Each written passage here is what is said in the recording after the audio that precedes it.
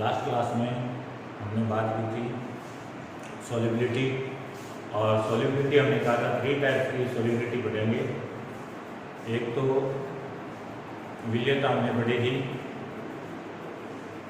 ठोस की दरों में विलीयता, द्रव की दरों में विलीयता और गैस की दरों में विलीयता। कल हमने गैस की दरों में विलीयता की जब बात की तो हमने हेनरी नियम इसमें पढ़ा था। आज अपने बात करते हैं द्रव की दरों में विलीयता। द्रव की दरों में विलीयता, तो यहां अपने किसकी बात करेंगे? राव की।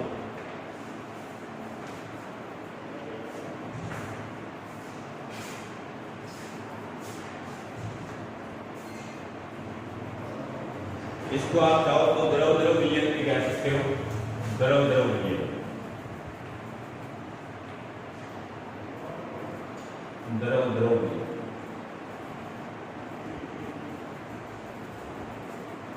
देखो इसमें क्या है कि जब अपने कोई भी दो द्रव है उनको मिक्स करते हैं और उनसे विलयन बनाते हैं, तो विलयन बनने के लिए पहली शर्त तो अपने को पता ही है कि भाई द्रवों को आप मिक्स कर रहे हो, विलयन बनाना है तो घुलने चाहिए एक दूसरे के अंदर ना, और मतलब उनकी प्रकृति समान होनी चाहिए, दोनों की प्रकृति या तो ध्रुवीय हो या अध्रुवीय, तो वो जाके विलयन बना सकते हैं। ठीक है, तो ये मान लो कि मैंने ये कहा ये दो द्रव है ए और ये बी लिक्विड है, एक बी लिक्विड है और एक ए लिक्विड। ठीक है, और मैंने इन दोनों को मिलाया और इन दोनों को मिला के विलयन बना दिया। मैं ये कहता हूँ दोनों को मिलाने से विलयन बनता है। ठीक है, लेकिन जब इनको इन दोनों को मिलाते हैं ना, तो इनको मिलाने से जो संभावनाएं बनती है वो 3 प्रकार की संभावनाएं। ध्यान से सुनना क्या कह रहा हूं, इन दोनों को मिलाने से 3 प्रकार की संभावनाएं होती है। दो द्रवों को आपस में जब मिलाते हैं, ठीक है, उनसे विलयन बनता हो तो विलयन बनने के दौरान संभावनाएं 3 प्रकार की हो सकती है। मान लो मैंने ये कहा ये हमारे पास ये है 50 ml और ये भी है 50 ml। एक तो मैंने ये कहा कि इन दोनों को जब मैंने एक दूसरे में मिक्स किया तो जो एक भी सॉल्यूशन बना वो मेरे पास 100 ml, मतलब जितना लिया उतना ही सॉल्यूशन बना। ठीक है, एक ऐसा हो सकता है कि हमने दोनों को मिक्स किया लेकिन जो वॉल्यूम का जो सॉल्यूशन का जो वॉल्यूम है, विलयन का जो आयतन है, मैंने ये कहा जो आयतन है विलयन का जो आयतन है वो 110 हो गया, मतलब इससे ज्यादा हो गया। 100 से क्या हो गया? ज्यादा हो गया, 110 ml। ठीक है, 110 कह दो 105, मतलब ज्यादा हो गया, मेरा कहने का मीनिंग है। और एक संभावना ये हो सकती है कि जब दोनों को मिक्स किया ना तो दोनों को मिक्स करने से आयतन कम हो गया। जैसे मैंने ये कहा दोनों को मिक्स करेंगे तो होना 100 चाहिए, मैं कहता हूं मान लो 90 ml। तो इन तीनों में से कोई भी संभावना एक हो सकती है जब अपने दो द्रव को आपस में मिक्स करते हैं। ठीक है, अच्छा इसको मैं चाहूं तो ऐसे लिख सकता हूं क्या कि यहां पर मैंने एक बार दोनों को मिक्स किया है ना, तो मैं यहां लिख सकता हूं कि जो डेल्टा V है जो कि क्या होता है V2 माइनस V1 होता है, ये कितना है? ये 0 है। V2 क्या है? बाद में आयतन कितना है? 100 ml। पहले आयतन कितना था? 50 ये 50 ये, तो पहले आयतन कितना है? 100 ही तो है, तो 100 माइनस 100 कितना हो गया? 0। मतलब आयतन परिवर्तन यहां आया 0। ठीक है, अच्छा यहां कितना आया आयतन परिवर्तन? यहां कितना आया?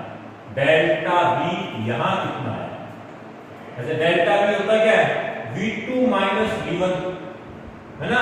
V2 बाद का आयतन कितना है? 110। पहले कितना था? 100, 50 100 है ना, कितना आया? 10 है ना, 10 आया। मतलब यहां डेल्टा V क्या है? डेल्टा V है पॉजिटिव। डेल्टा V है पॉजिटिव, ठीक है। जबकि यहां डेल्टा V बराबर क्या आ गया, डेल्टा V बराबर आ गया 0। अच्छा यहां कितना है, डेल्टा V बाद में कितना आयतन हो गया 100, V1 पहले कितना था 100, बाद में हो गया 90, पहले था 100, कितना अंतर आया -10, मतलब डेल्टा V कैसा आया, नेगेटिव। क्लियर है। अब बात ये करते हैं कि ऐसा कब होता है, कब तो दो दरों को आपस में मिलाते हैं तो आयतन परिवर्तन शून्य रहता है। कौन सी कंडीशन में आयतन होता है वो पहले से भी ज्यादा हो जाता है, और कौन सी कंडीशन में आयतन पहले से भी कम हो जाता है। तो देखो यदि ये शून्य रहता है तो ये शून्य कब रह सकता है, तो ये शून्य कब रहता है, इसका देखो क्या शून्य कब रहेगा। मान लो मैंने ये कहा कि इस A दरों में A के जो पार्टिकल है, ये पार्टिकल है मान लो, और उनके बीच में जो फोर्स लग रहा है उसको मैं ये कह रहा हूं FA, ठीक है। ऐसे ही जो B दरों है उसमें जो B पार्टिकल है उनके बीच में जो फोर्स लग रहा है वो है FBB, ठीक है। और जब दोनों को मिक्स कर दिया, तो जब मिक्स करेंगे तो A वाला B से भी आकर्षित होगा, B वाला A से भी आकर्षित होगा, A वाला A से भी हो सकता है, B वाला B से भी हो सकता है ना। मतलब जब मिक्स करेंगे तो तीन प्रकार के आकर्षण बल हो जाएंगे, A का A के साथ, B का B के साथ और A का B के साथ। A का B के साथ कह दो या B का A के साथ कह दो, एक ही बात है। मतलब जब हमने मिक्स किया तो ये तीन प्रकार के बल हो जाएंगे, ठीक है। FAA, FBB और FAB। AB कह दो या फिर कह दो FBA, है ना। ये पहले बल थे और ये बाद के बल, ये बाद के बल। पहले A वाले में सिर्फ ये बल था, B वाले में केवल ये बल था, और विलयन में गए तो ये तीनों प्रकार के ही बल। अब मैं ये कहूं जो बाद में जो बल बनाना FAB, और ये पहले वालों के लगभग बराबर आकर्षण बल, नए बने हुए आकर्षण बल यदि पहले वाले आकर्षण बलों के समान हो लगभग, तो ऐसी स्थिति में आयतन परिवर्तन शून्य है ना। अच्छा कब बढ़ता है आयतन, बढ़ता कब है। अच्छा आयतन कब बढ़ेगा, पॉजिटिव का क्या होगा, बढ़ना, आयतन का बढ़ना। देख हमने कहा था 100 लिया था 110 हो गया, आयतन बढ़ेगा। आयतन कब बढ़ेगा, मैं ये कहूं कि कणों के बीच में जो लगने वाला फोर्स है, जैसे ए कण है, मैंने कहा इनके बीच में ये जो लगने वाला फोर्स है, ये जो अट्रैक्शन फोर्स है, मैं ये कहूं वीक हो जाएगी, तो वीक हो जाएगा तो ये क्या हो जाएंगे, ऐसे दूर दूर हो जाएंगे, और दूर दूर हो जाएंगे तो इनका आयतन बढ़ जाएगा, है ना। तो मतलब ये हुआ कि बाद में जो फोर्स बना FAB, ठीक है, ये दुर्बल प्रकृति का होगा, किससे, पहले वाले से FAA से, और FBB से। बाद का बल है वो दुर्बल होगा, तो दुर्बल होगा तो क्या होगा, कण आपस में दूर दूर जाएंगे, और दूर दूर जाएंगे तो आयतन बढ़ जाएगा, ठीक है। तो जब नए बने आकर्षण बल पहले वाले आकर्षण बलों से कमजोर होते हैं, तो ऐसी स्थिति के अंदर दरों मिश्रण का आयतन बढ़ जाता है। नेक्स्ट इसमें करते हैं कि आयतन कब घटता है, तो कब घटेगा। मैं ये कहूं कि जो बाद में जो आकर्षण बल बना था वो पहले वाले से भी स्ट्रॉन्ग हो जाएगी, है ना। मतलब ये जो FAB है ये स्ट्रॉन्ग हो, किससे, पहले वाले से। पहले वाला बल FAA है और पहले वाला बल कौन सा है, FBB, और बाद वाला स्ट्रॉन्ग हो जाए तो ऐसी कंडीशन में क्या होता है, आयतन घट। क्लियर होगी बात, ठीक है। तो ये तो हमने समझ लिया। पहली बात तो हमने ये बात की, जब दो द्रव्यों को मिक्स करते हैं और उनसे विलयन बनता हो, तो विलयन बनते समय उनके आयतन में परिवर्तन इस प्रकार से हो सकते हैं। ये 3 प्रकार की संभावनाएं रहती है उनके आयतन में परिवर्तन। यदि मिलाया आयतन पहले वाले के लगभग समान ही रहे, मतलब आयतन परिवर्तन लगभग 0 ही रहता है, तो ऐसी कंडीशन में ध्यान रखें, ये जो विलयन बनते हैं इन विलयनों को बोलते हैं आदर्श आदर्श आदर्श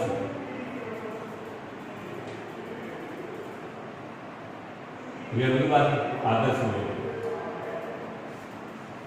और यदि कंडीशन ये आए और या फिर ये आए, तो ऐसी कंडीशन में इनको बोलते हैं अनादर्श। मतलब ये है कि अनादर्श विलयन 2 प्रकार के हैं, एक तो धनात्मक और एक ऋणात्मक अनादर्श।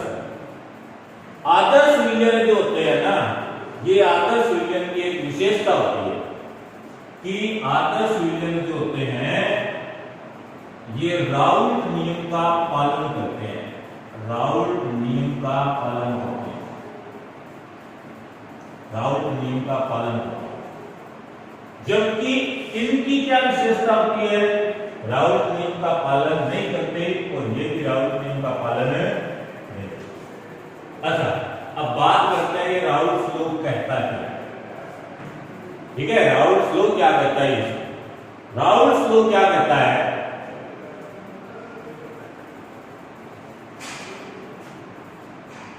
इसके लिए ध्यान दो, राउल्ट स्लो क्या कहता है? राउल्ट स्लो कहता है कि जब 2 द्रव आप मिक्स कर रहे हो या द्रव द्रव विलयन, राउल्ट स्लो कहता है द्रव द्रव विलयन में प्रत्येक द्रव का जो आंशिक दाब होता है PA, प्रत्येक किसी भी घटक का जो आंशिक दाब होता है, जैसे मैंने कहा अभी घटक 2 है, A और B है ना, तो किसी भी घटक का जो आंशिक दाब होता है विलयन में उपस्थित उसी के मूल अंश के समानुपाती होता है। ये बात क्या कह रहा है? द्रव द्रव विलयन में प्रत्येक घटक का आंशिक दाब विलयन में उपस्थित उसी के मूल अंश के समानुपाती होता है। अर्थात मैं ऐसे लिख सकता हूं कि A घटक के लिए लिखूंगा तो PA समानुपाती XA और B घटक के लिए लिखूंगा तो PB समानुपाती XB। इस समानुपाती के निशान पर लाएंगे तो अपने एक स्थान लगाएंगे, तो ये हो जाएगा PA बराबर P नॉट A XA और ये PB बराबर हो जाएगा P नॉट B XB। अब ये PA नोट ये क्या चीज है, तो इस चीज का अभ्यास, ये क्या है? A द्रव जब शुद्ध अवस्था में है, मतलब ये इसमें मिला हुआ नहीं है, तो शुद्ध अवस्था में इसका वाष्प दाब कितना है? ओरिजिनल फॉर्म में A घटक का वाष्प दाब कितना है? आप इसमें मिक्स करोगे तो ऐसी कंडीशन में उसके दाब को आप क्या करोगे? उसकी जो वाष्प बनेगी, वाष्प का जो दाब होगा उसको तो आप कहोगे आंशिक वाष्प दाब। लेकिन यदि ये अकेला है तो द्रव, कोई भी द्रव अकेला है तो द्रव प्रत्येक द्रव की वाष्प प्रकृति होती है, मतलब प्रत्येक द्रव वाष्प बनाता है, ठीक है, तो वाष्प बनाएगा तो वाष्प के द्वारा उसकी द्रव की सतह पर लगाया गया जो दाब होता है जिसको अपने वाष्प दाब कहते हैं। तो ये जो वाष्प दाब होता है जब द्रव शुद्ध अवस्था में होता है तो इसको केवल अपने P नॉट A से रिप्रेजेंट करेंगे, P not A original form में, और शुद्ध अवस्था में नहीं है तो उसको वाष्प दाब टर्म से संबोधित न करके अपने लिखेंगे आंशिक वाष्प दाब PA, ठीक है। तो ये था हमारे पास राउल्ट। आगे अपने स्कोर भी डिस्कस करने वाले हैं ग्राफ के अंदर, इसको मिटाना पड़ेगा मुझे, ठीक है। अच्छा, अब यहां पे राउल्ट लॉ का पालन नहीं। अब जब हमने ये बात कर ली है तो राउल्ट लॉ के ग्राफ की बात करते हैं। तो हमारे पास ये जो हमने बात की इसको मैं मिटा रहा हूं। पे हमने लिखा था डेल्टा V कितना है जी। ये कैसे विलयन चल रहे थे? आदर्श।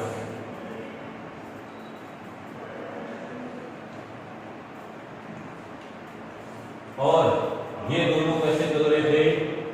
अनादर्श। अनादर्श विलयन के दो पार्ट, एक पार्ट तो ये इधर रह गया और एक पार्ट ये, ऐसे ये टोटल 3 पार्ट हमें, ठीक है। इस राउल्स लॉ को अपने एक बार फिर से सुनो। मान लो मैंने ये कहा ये एक कंटेनर है, इस कंटेनर में मैंने A द्रव भरा, A द्रव भरा, ये A द्रव इसमें भरा, ठीक है। अच्छा, ये जो A द्रव मैंने भरा हुआ है, इस A, क्योंकि ये द्रव है और द्रव हम जानते हैं कि द्रव जो होता है उनकी हमेशा वाष्पीय प्रकृति होती है, मतलब द्रव जो होता है वो वाष्प बनाता है, ठीक है। ये वाष्प और ये वाष्प किसके साथ है? द्रव के साथ। और जब ये वाष्प इस द्रव के साथ साम्य अवस्था में होगी, जब ये वाष्प द्रव के साथ साम्य अवस्था में होगी, ठीक है, तो वाष्प के द्वारा द्रव की सतह पर लगाया गया जो दाब होता है उसको अपने क्या बोलते हैं? वाष्प दाब। वाष्प दाब, यह भी वाष्प दाब क्या है? जब भी किसी द्रव को गर्म करते हैं, ठीक है, तो वाष्प बनती है। और वाष्प और जब द्रव एक दूसरे के साथ साम्य अवस्था में होते हैं, साम्य अवस्था का अर्थ है द्रव के जितने पार्टिकल वाष्प में बदलते हैं उसी सेकंड उतने ही पार्टिकल वाष्प के वापस द्रव में बदल जाते हैं, तो हम कहते हैं वाष्प और द्रव एक दूसरे की साम्य अवस्था में है। और जब वाष्प और द्रव एक दूसरे की साम्य अवस्था में होते हैं तो ऐसी स्थिति में वाष्प के द्वारा द्रव की सतह पर लगाया गया दाब वाष्प दाब कहलाता है। क्लियर है? तो ये तो थी वाष्प दाब की। क्या कहता है ये? शुद्ध अवस्था में मैंने कहा ये द्रव है, तो इसका ये जो वाष्प दाब होगा, ये वाष्प दाब जो होगा इसको अपने P नॉट A से रिप्रेजेंट करेंगे, ठीक है, P नॉट A से रिप्रेजेंट करेंगे। अब ये मैंने ये कहा कि ये मेरे पास केवल A घटक है, यहां पर इस पॉइंट पे मैं कह रहा हूं कि मेरे पास केवल A घटक, ठीक है, केवल इसी का अंश है, मैंने इसमें B मिक्स ही नहीं किया है। तो जब मैंने B मिक्स ही नहीं किया है तो मैं यहाँ पे इस पॉइंट पे ये कह देता हूं कि XB का जो मोलंस है वो 0 है, ठीक है। मैं किस किस के बीच में ग्राफ बना रहा हूं? मोलंस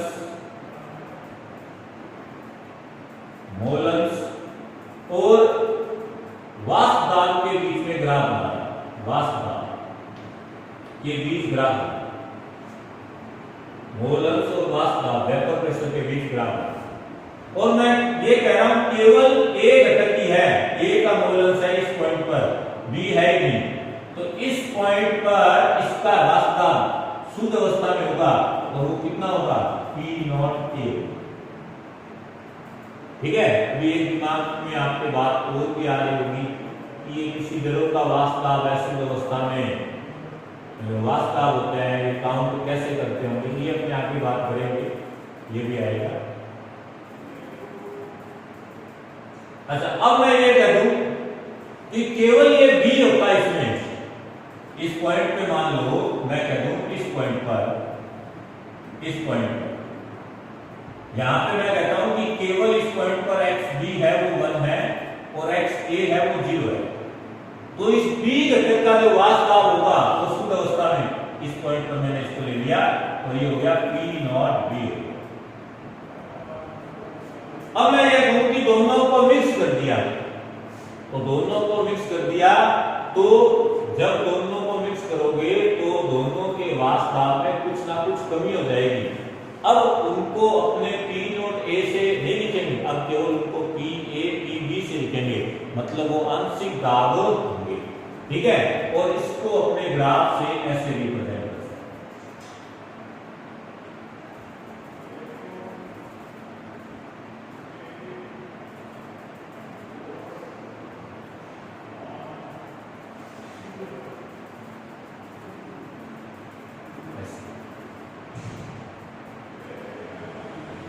ठीक है, इसको मैं लिखना चाहूं,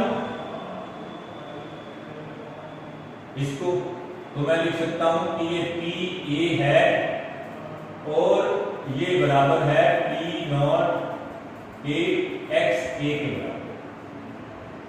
और इसको लिखना चाहूं तो मैं लिख सकता हूं ये पी बी है और बराबर है P not B X B के बराबर।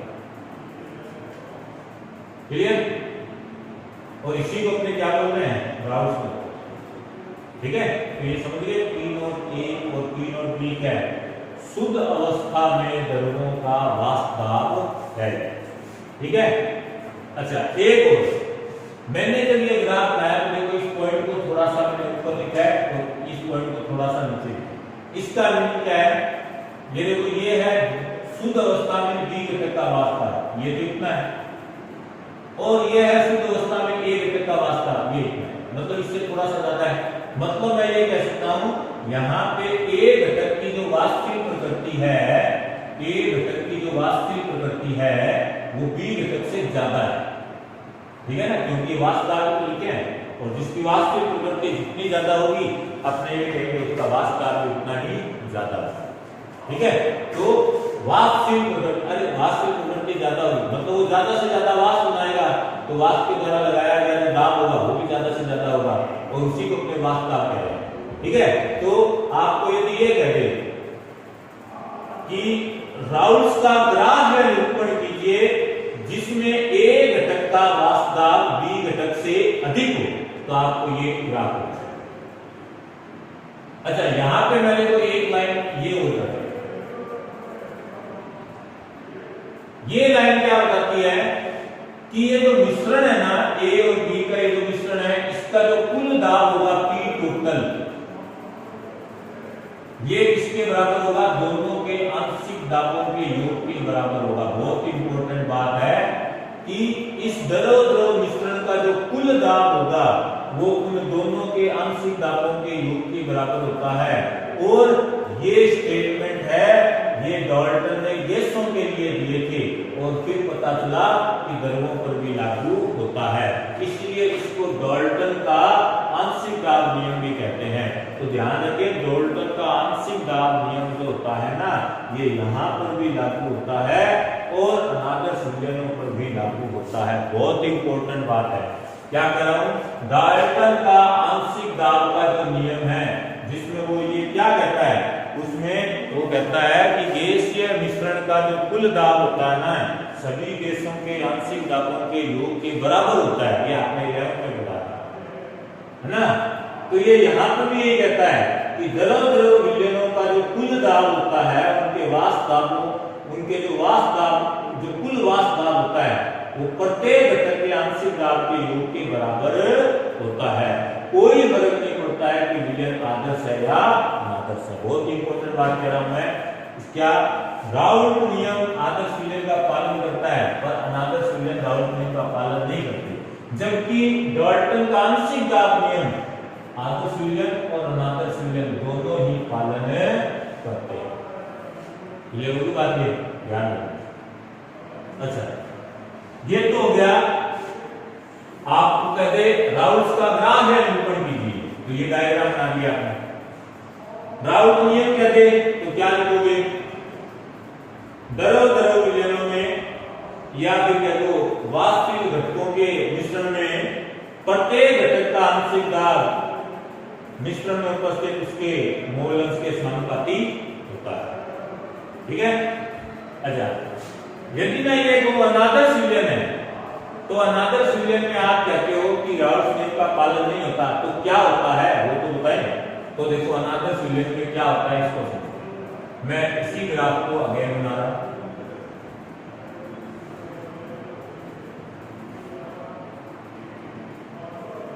वही सेम वास्तव और मोलस के बीच में ग्राफ बना रहा हूं। यहाँ पे मैं लिख रहा हूँ x a बराबर 1, x b बराबर 0 और यहाँ पे मैं लिख रहा हूँ x a बराबर 0 और x b बराबर, ठीक है, मोलस और वास्तव के बीच में वेपर प्रेशर और मोल फ्रैक्शन के बीच में ग्राफ है। ठीक है। अच्छा, अब हमने ये कहा कि ये ऐसा विलयन है जिसमें आयतन बढ़ जाता है, तो अपने ये लिख सकते हैं कि ये राउट नियम से धनात्मक विचलन प्रदर्शित करने वाला विलयन है। ठीक है ना। यहाँ डेल्टा भी क्या है, पॉजिटिव है ना, तो मैं ये लिख सकता हूं क्या, ये विलयन कैसा हुआ, राउट नियम से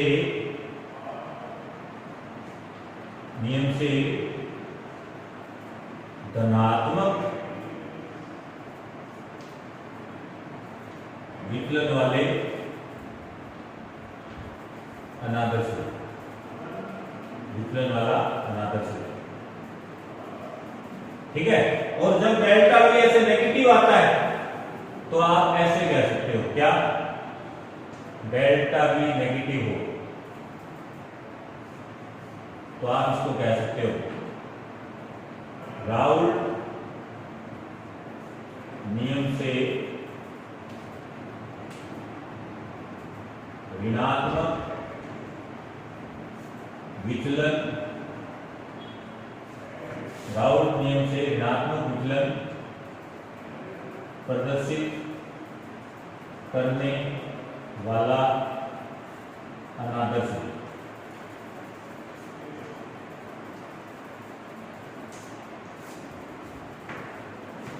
क्लियर। अच्छा, अब सुनो, यदि राउट नियम से धनात्मक विचलन प्रदर्शित करने वाला विलयन है और आपसे क्वेश्चन ये कहते राउट नियम से धनात्मक विचलन प्रदर्शित करने वाले अनादर्श विलयन का ग्राह्य निरूपण कीजिए, तो कैसे, तो मुझे एक बात, यहां पे आपने कहा आयतन बढ़ जाता है। अच्छा, आयतन कब बढ़ता है, आयतन कब बढ़ता है, जब कण दूर दूर हो जाएंगे। अच्छा, कण किसमें दूर दूर होते हैं, वाष्प में दूर दूर होते हैं। मतलब मैं ये कहूं कि वाष्प ज्यादा बनेगी, मतलब वाष्प की प्रकृति ज्यादा होगी, मतलब वाष्प की प्रकृति ज्यादा होगी तो मतलब वाष्प दाब ज्यादा होगा। मतलब वाष्प दाब यदि बढ़ जाता है, यदि वाष्प दाब बढ़ जाता है सामान्य परिस्थिति में जो था, ठीक है, और फिर मैंने कहा है सामान्य परिस्थिति में वाष्प दाब बढ़ जाए, तो वाष्प दाब यदि बढ़ जाता है तो ऐसी कंडीशन में वो राउट नियम से धनात्मक विचलन प्रदर्शित करता है, क्योंकि वाष्प दाब का बढ़ने का मीनिंग होता है आयतन बढ़ गया। एक बार फिर से सुनो, मुझे बताओ आयतन कब बढ़ता है, जब कण दूर दूर हो।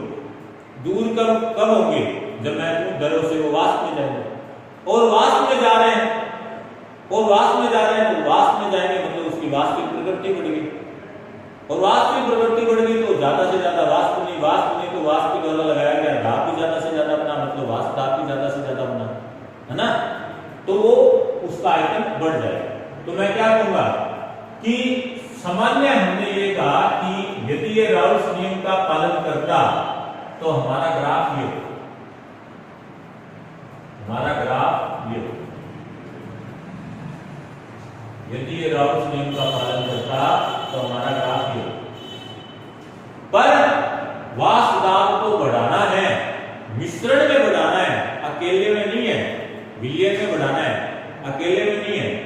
तो रियल कंडीशन में जो वैल्यू है वो तो वही रहेगी, मतलब ये तो रियल वाष्प दाब के दोनों घटकों की ये तो ये रहेगी, लेकिन जब मिक्स करोगे तो वाष्प दाब बढ़ जाएगा, मतलब आप ग्राफ को ऐसे थोड़ा सा स्लाइटली ऐसे ऊपर की ओर, तीनों ही लाइंस को स्लाइटली ऐसे ऊपर की ओर। ये हो गया राउल्ट नियम से धनात्मक विचलन प्रदर्शित करने वाले अनादर्श विलयन का ग्राफ्य। ऐसी गए ऋणात्मक विचलन प्रदर्शित करने वाले, तो देखो ऋणात्मक विचलन के लिए वही सेम ग्राफ,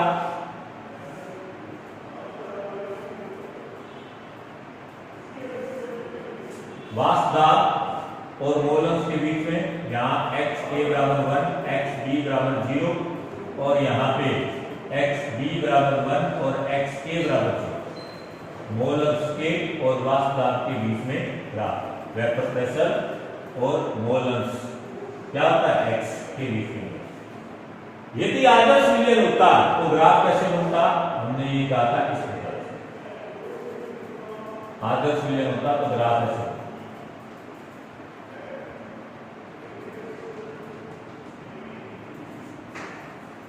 आदर्श विलयन होता तो ग्राफ इस तरह, पर ऋणात्मक विचलन हो गया मतलब आयतन कम हो गया। अरे आयतन कम कब होता है? मैं ये कहूं कणों के बीच में लगने वाला आकर्षण बल ज्यादा से ज्यादा होगा, और जब ज्यादा से ज्यादा आकर्षण बल हो जाएगा तो वाष्प कम से कम बनेगी, और वाष्प कम बनी तो वाष्प कम बनेगी तो अपने कहेंगे वाष्प के द्वारा लगाया गया जो दाब होगा वाष्प दाब में क्या हो जाएगा? कम हो जाएगा। वाष्प दाब को कम कर दो मतलब इस ग्राफ को ऐसे स्लाइडली नीचे की तीनों ही लाइंस को स्लाइडली ऐसे नीचे, क्लियर? तो ये तो अपने ग्राफ के निरूपण है। इसका प्रेजेंटेशन कैसे करेंगे ये भी समझना। राउंड नियम का पालन तो करते ही नहीं है ना, पालन नहीं करते हैं। मीनिंग क्या हुआ? मीनिंग ये हुआ P A is not equal to P not A X A and P B is not equal to P B X B. ये तो हुआ, लेकिन क्या इसको और किसी तरीके से लिख सकते हैं? हाँ, इसमें क्या कहा था हमने? जितना था उससे थोड़ा बढ़ गया। ये तो था, इससे थोड़ा सा वास्ता बढ़ गया, वेपर ये आंशिक दाब भी कहेंगे बढ़ गया। आप इसको ऐसे लिख सकते, इससे वैल्यू ज्यादा हो और इसको यू लिख सकते, PB is greater than PB. ऐसे इसमें नहीं है मतलब यही बात कैसे लिख सकते हैं? इस बार कम हो गया मतलब P A less than P not A X A and P B is less than P not B X. Clear होगी बात? तो ये तो हमने बात कर ली कि जब दो दरों को मिक्स करते हैं तो दो दरों को मिक्स करने पर ऐसा कुछ होता है। अच्छा एक क्वेश्चन इंपॉर्टेंट बात है, जब आदर्श विलयन बनते हैं ना, मतलब जब दो दरों आपने मिक्स किए तो आदर्श विलयन बनते समय भैया एंथैल्पी परिवर्तन 0 होता है, ये याद रखिए। जबकि यहां पे क्या होता है? एंथैल्पी परिवर्तन धनात्मक होता है, और यहां एंथैल्पी परिवर्तन क्या होता है? ऋणात्मक होता है। एंथैल्पी हमने 11th क्लास में इसको डिस्कस किया था। एंथैल्पी क्या होती है? आंतरिक ऊर्जा और दाब आयतन ऊर्जा का योग एंथैल्पी कहलाता है ना। और एंथैल्पी 0 होने का क्या हुआ? सिस्टम की जो ऊर्जा पहले थी ना वही ऊर्जा बाद में, मतलब आदर्श विलयन बनते समय न तो उष्मा सेप्टी प्रक्रम होता है न ही उष्मा शोषी होता है। लेकिन ध्यान सुनो, यहाँ बहुत इंपॉर्टेंट बात है और आपको ये गलत भी लगेगी और बुक में पढ़ोगे ना तो ऐसा भी लगेगा शायद सर ने गलत ही बताया है, लेकिन ध्यान से सुनोगे ये बात समझ में आ जाएगी। ज्यादातर बुक्स में इसमें गलत ही दिया हुआ है, ठीक है? बट अच्छी बुक्स पढ़ोगे, नीट की IIT की कोई वेल क्वालिफाइड जो बुक्स है, पब्लिश बुक है, वो पढ़ोगे तो उसमें आपको ये बात मिलेगी। नॉर्मली तो ये बात लिखते भी नहीं है जो मैं आपको बता रहा हूं। क्या कह रहा हूं? एंथैल्पी बढ़ी तो कैसे बढ़ी? आपने A को B में मिलाया, दो दरों को मिक्स किया और मैंने कहा ऊर्जा बढ़ गई। अब मुझे एक बात बताओ, ऊर्जा कब बढ़ती है? ऊर्जा बढ़ती कब है? ठीक है ना? मैं ये कहूं मेरे अंदर ऊर्जा आई, कब आएगी मेरे अंदर ऊर्जा? यदि मेरा ताप ज्यादा हो, क्योंकि मैंने आपको बता रखा है ऊर्जा के स्थानांतरण की दिशा होती है ना वो ताप से निर्धारित होती है। ताप की परिभाषा भी यही है, ताप वह भौतिक राशि है जो ऊर्जा के स्थानांतरण की दिशा का निर्धारण करती है, और ऊर्जा का स्थानांतरण हमेशा कहाँ होता है? उच्च ताप से निम्न ताप की। अब मैंने कहा इसकी ऊर्जा बढ़ी, ऊर्जा क्यों बढ़ी? ये डेल्टा एस का मान क्या है? पॉजिटिव, मतलब ऊर्जा बढ़ी है ना। ऊर्जा बढ़ी क्यों? हमें ये समझना है, ये ऊर्जा बढ़ी क्यों? जब ये A B दर आपने मिक्स किया ना तो तंत्र का ताप कम हो गया, तंत्र का ताप कम हो गया, इसलिए तंत्र ने वातावरण से ऊर्जा ली और ऊर्जा ली, इसलिए यहां प्रक्रम कैसा हुआ, यहां प्रक्रम हुआ उष्माशोषी। इंपॉर्टेंट बात है, ध्यान रखना, ये उष्माशोषी प्रक्रम, ठीक है। एक साइड को दिखा रहा हूं ये उष्माशोषी प्रक्रम है, और दूसरी साइड में आपको ये भी दिखा रहा हूं कि तंत्र का ताप घटा। अब आप तो कहोगे सर उष्माशोषी है, उष्मा ले रहा है तो ताप तो बढ़ना चाहिए ना, नहीं, यही तो मैं कह रहा हूं। समझना पड़ेगा कि ऊर्जा उसने ली क्यों, क्योंकि ताप घटा इसलिए इसने ऊर्जा ली। क्लियर है बात ये? इसलिए कह रहा हूं इसको थोड़ा सा ध्यान से पढ़ना मस्ट है। और इससे मैं कह रहा हूं आईआईटी में एक दो बार क्वेश्चन भी आ चुका है कि जब अनादर्श विलयन, जैसे मैं यहीं पे कह रहा हूं, धनात्मक विचलन प्रदर्शित करने वाला जब अनादर्श विलयन बनता है तो तंत्र के ताप में परिवर्तन होता है। ऑप्शन देता है, ताप घटता है, बढ़ता है, निर्धारित नहीं कर सकते, पहले जितना ही रहता है, ठीक है। तो बहुत इंपॉर्टेंट बात है। अब सबको ये याद रहता है कि अनादर्श विलयन बनते ही ये धनात्मक विचलन वाला बनता है तो डेल्टा पॉजिटिव होता है, और पॉजिटिव में भी सबको याद रहता है कि उष्माशोषी मीनिंग होता है, और उष्माशोषी में सबको याद रहता है उष्माशोषी 10th क्लास से पढ़ते आ रहे हैं। उष्माशोषी ऐसी अभिक्रिया जिसमें ऊर्जा का मान बढ़ता है। अब आप क्या सोचोगे, ऊर्जा का मान बढ़ रहा है मतलब ताप बढ़ रहा है? नहीं, यहाँ बात है बढ़ा क्यों, ताप घटने के कारण बढ़ा। तो यहाँ आपसे पूछा गया है कि ताप में परिवर्तन क्या है, तो कहोगे घटा, इसलिए उसने ऊर्जा ली। ऐसा ही यहां पर है, क्या कहूंगा, नेगेटिव बात क्या है, उष्माक्षेपी। उष्माक्षेपी का क्या है, उसने ऊर्जा त्यागी। क्यों त्यागी, हमारे पास क्वेश्चन तो है त्यागी क्यों, ऊर्जा ताप ज्यादा हो जाएगा ना तो हम ऊर्जा वैसे त्यागने लग जाएंगे। हमारे बॉडी में देख लो ना, टेम्परेचर ज्यादा होता है, एनर्जी को रिलीज करने लग जाते हैं, है ना। तो यहां पर भी एक बात, उष्माक्षेपी प्रक्रम है। हुआ क्यों, क्योंकि जब आपने मिक्स किया ना तो तंत्र का जो ताप है वो बढ़ गया, और बढ़ा इसलिए उष्माक्षेपी प्रक्रम हुआ। क्लियर है? अब इनमें रहेगा एग्जाम्पल, नेक्स्ट क्लास में अपने इनके एग्जाम्पल की बात करेंगे, और लास्ट एक अनुसंख्यक और वोल्ट नाम फैक्टर है उसकी अपने बात करेंगे। नेक्स्ट 2 क्लासों में इस चैप्टर को मैं खत्म कर दूंगा। Okay bye.